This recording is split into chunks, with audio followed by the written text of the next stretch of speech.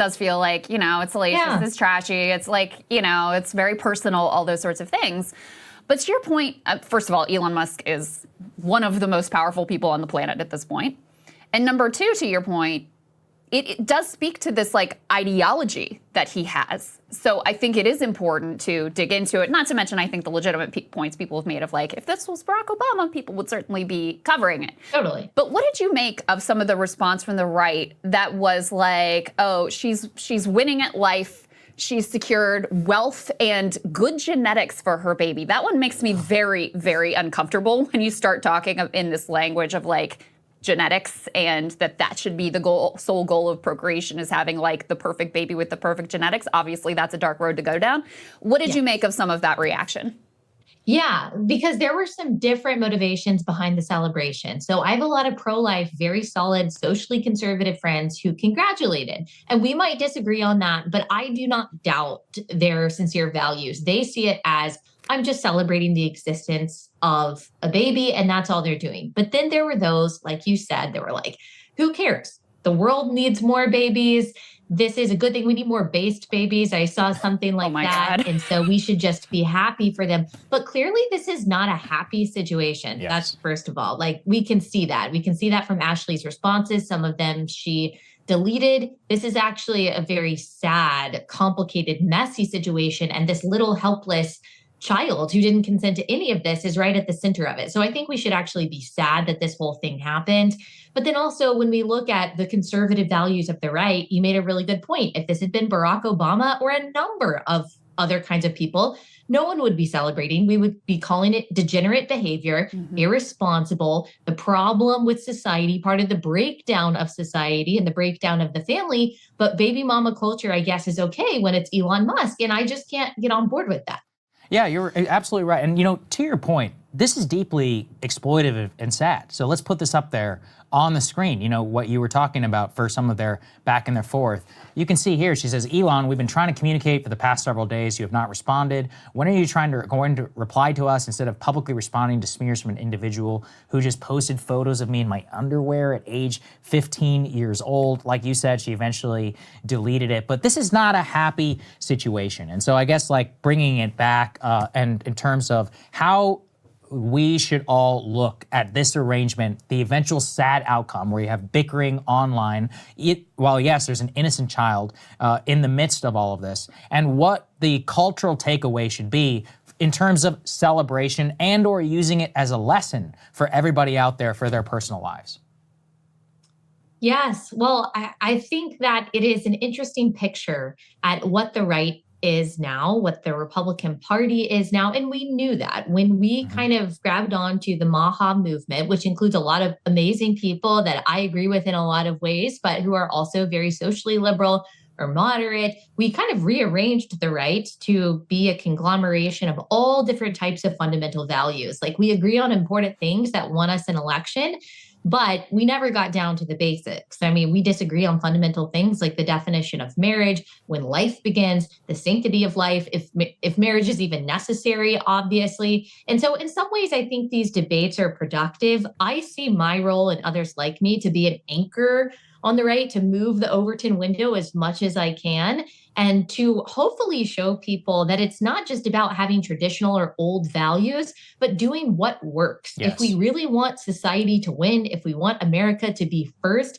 we have to have a stable family unit. And we also have to know, in my opinion, where all of that comes from, which is from a creator who created objective universal morality and all of that. I'm a Christian, that's where I stand. But at the very least, just looking at it pragmatically, this kind of sowing your wild oats when you're a 53-year-old going after, I don't want to say going after, but being in a relationship, I guess, with a 26-year-old conservative commentator, it's just not the way to go. If everyone did that, then we would all be in a world of hurt. It would all be a mess. So maybe we should think about what is best, not just for us in the moment, but for society in general as well. Well said. It's interesting you bring up MAGA and RFK Jr. because my husband woke me up in the middle of the night when the Olivia Nuzzi RFK Jr.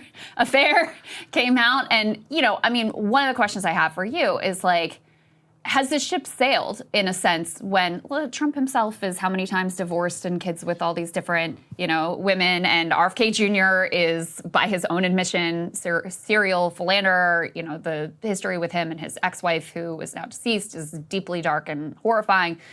Has that ship sort of sailed? And I'm not saying those things were celebrated in the same way. I think that's part of what's different about this particular dynamic.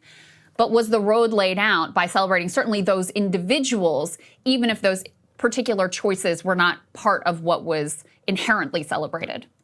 Yeah, I think that's a fair question. But then you also have JD Vance, who I think is being heralded as a hero rightly by a lot of conservatives, not only because he's just so strong and he's not afraid to say the truth, but also because of his clear family values, because he is so insanely normal. And it feels like a really long time that we've had a normal young family in the White House or, in DC. And so I think that really Trump and Elon Musk and RFK, they were simply seen as the people who could get it done. And I still have hope that those who have come over to the right and who have changed a lot of their values over the past few years, that they can still change their values even more to come even further over. Because I hear from a lot of these very influential MAGA people who tell me privately, I used to be ardently pro-choice, and now I'm rethinking that. So I think that there's an opportunity. And I think instead of compromising those of us on the social right over there, we really have to hold the line and be as persuasive as possible. Yeah. Allie, last question I have for you is, how does this fit in? I feel like, with Trump and with Elon and with RFK Jr., there's a nexus with sort of the Andrew Tate version of masculinity. Where, philandering and, getting a lot of women and having basically a hair, this is sort of celebrated as that's part of what makes you an alpha male. The Trump administration is now trying to pressure Romania to I don't want to get into that whole thing, but let the Tate brothers off the hook, et cetera. How do you, because I think that's part of what is in tension with the direction you want to push the party in, is that part of that definition of being an alpha and being a male has come along with that view and that approach to women and parenting, et cetera.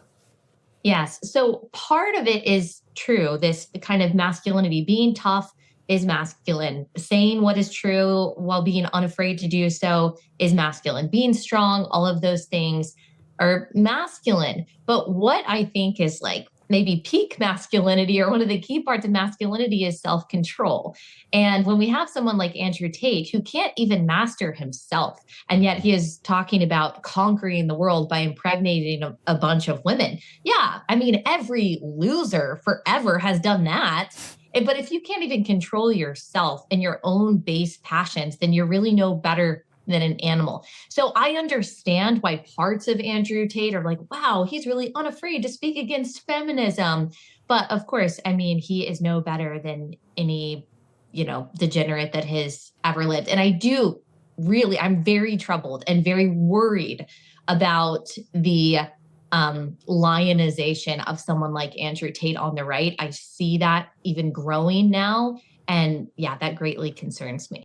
Well, Allie, I respect you so much. I think you're so consistent, and just always enjoy talking to you. So I really hope that you come back to the show, and it's been great hearing your perspective. Thank you.